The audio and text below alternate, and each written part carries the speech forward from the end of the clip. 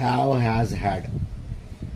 Have has had మన దగ్గర ఉంది అని చెప్పడానికి వాడతాం. కలిగి ఉన్నాను, ఇది నా దగ్గర ఉంది అని చెప్పేటప్పుడు మనం దీన్ని వాడతాం. Have has had.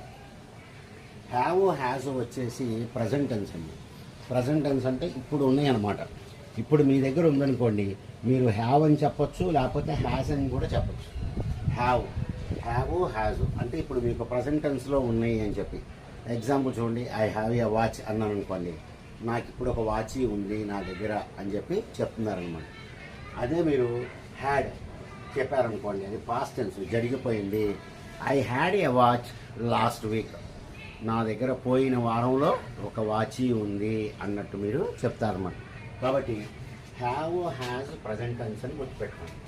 Have has present tense, have has present tense.